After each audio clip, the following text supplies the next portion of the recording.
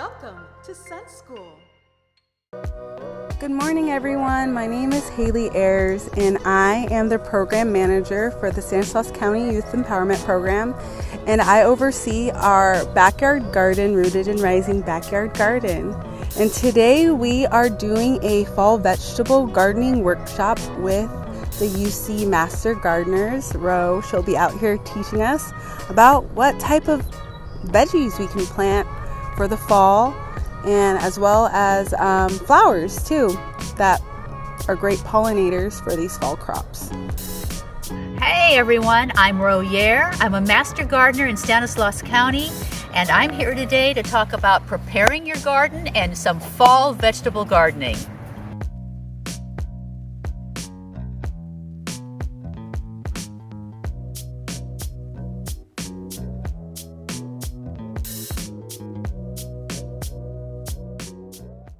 Okay, now we're going to walk through the garden and see what types of different plants and vegetables that we're growing in the garden.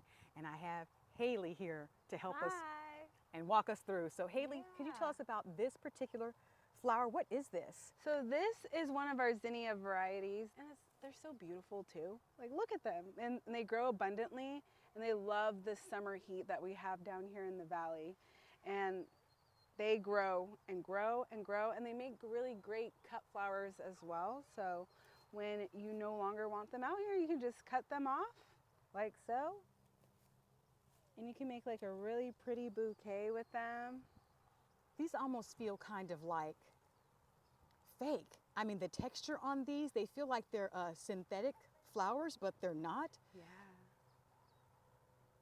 There's no smell. No, yeah, they don't really have too much of a fragrance. But the bees and the butterflies, they love these. Okay, Haley, I think I know what this is, but why don't you go ahead and tell us what this plant is? One of my favorites. This one is glass gem corn. So this is the variety that's more of a rainbow color. Oh, and wow. It's used for they use it for making flour. And what we have going on here is actually an ancient indigenous practice called companion planting. And we have the three sisters growing. So we have the corn, which acts as our trellis. For the beans, we have pole beans. They're actually Hopi yellow beans. They're down here. Can't really see them. These guys here. Oh, so you see this? And they're growing along the corn. Can you see that? Trellis. Right here. See these leaves right here? I'll step out of the way, but it's these leaves here. Oh yeah, and they're kind of vining up a little bit. Exactly, yeah. So what we did, we just planted those near the corn, and they just naturally gravitated towards the corn, and it acts as a trellis. And corns are nitrogen fixing, so it's really good to bring those nitrogen minerals back into the soil. And then we also have squash, so you can do different types of squash and gourd varieties. And the squash, they help with ground cover and retaining moisture. And so the whole point of companion planting is planting plants that interlink with one another, and they all provide something very unique and helpful for the soil, for their growth process. And it's great to deter pests, because there's certain plants that if you plant them together, you can attract different types of pests that will destroy your crop. So this is the basis of companion planting, and it's a Haudenosaunee, the Iroquois, which is in the East Coast. This is one of their practices. That's right. That's right. Okay.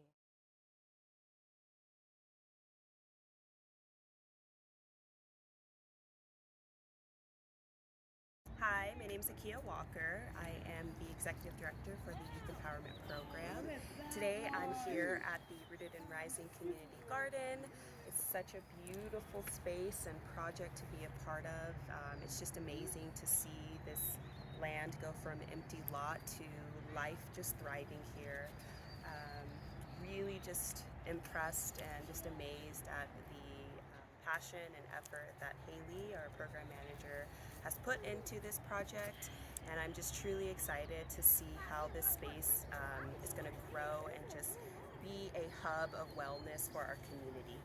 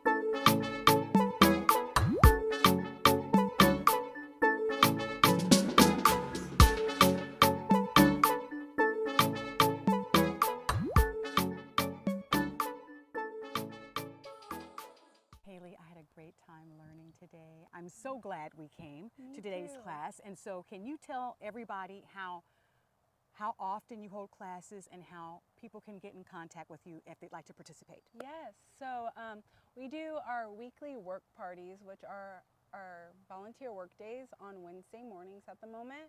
And to get involved with those, you just go onto our website, stancoyep.org, and you can sign up and come be a garden guardian with us. That's what we call ourselves. We call ourselves garden guardians. And then as far as workshops go, we're slowly getting starting those up. So we're doing them about once a month right now. So yeah, that's kind of what we have going on in the garden. And then everything that we grow here, anything that's edible, we are going to donate it to a local food bank here in West Modesto to feed our community.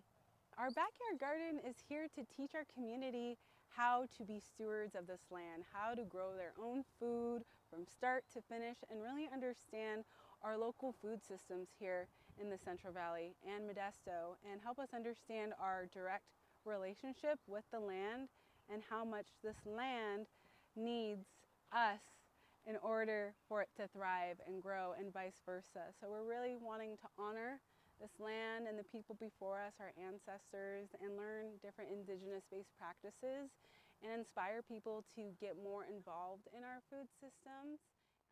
Okay, we're back home. I had such a fantastic time in the garden today. And guess what? Oh, here it is. I got gifted a butternut squash. And if you've never had butternut squash before, it almost tastes like a sweet potato. So what I'm going to do is make chili lime butternut roasted squash tonight for dinner. Do you guys want to help me out? Okay, let's do it. So the first thing we have to do is cut this thing open. And so we're going to slice it this way. Whoop. And then start cutting down the center. Now, you know what? When I saw this chef doing it, it looked a lot more simple. Oh, there we go. There we go. All right. And then we come back from the other side and go this way. That's my daughter Chelsea in the background. But remember, if you guys are going to attempt this, you must get adult supervision. Okay, so look at this. And now we have the seeds, so we're going to scoop those seeds out. Okay. Okay, so now that I've taken all the seeds out of this, you have to shave off the skin, just like you would do in a potato. You shave all that off. And then once we're done with that, we're going to cut and cube our butternut squash. Okay, now according to the instructions, we have to cube this up. So I'm going to start dicing this up and cubing it. So I guess a cube would look something like this. It won't look quite like a cube, but this is my version of a cube. I think it'll still taste pretty good. What do you think?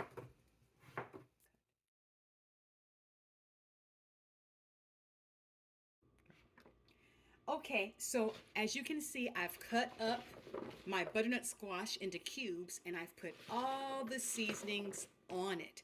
But I want to make a special note of something called lime zest.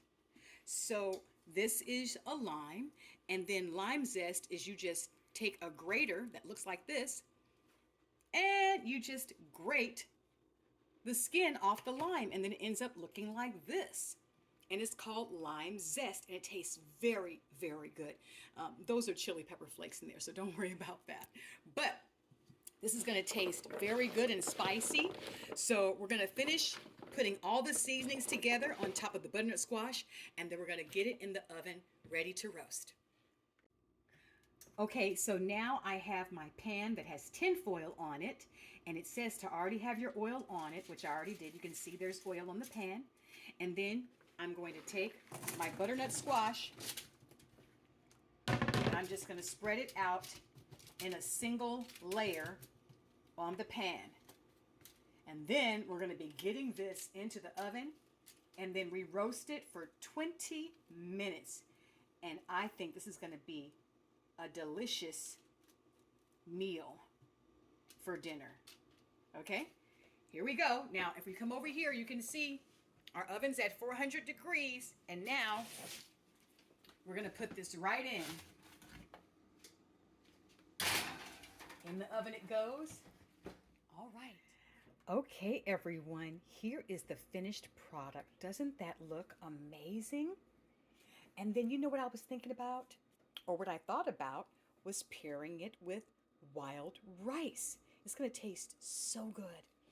So, here's my finished product, and I sprinkled a little more lime zest on the top. And voila! Isn't that amazing? You know, I just got this gift from Haley today out of her garden, a butternut squash, and I was able to come home and make something that looks so delicious for my body to be nourished. You know what I was thinking? I hope that I've inspired you all to become gardeners and start growing your own food. You know, it's a pretty good feeling to have something come out of the ground. You've put your energy on it, your hands on it, and it can actually sustain you. So anyhow, I don't want dinner getting cold, and it's dinner time, and this looks really, really good. So I'm going to see you on next time on Sunschool.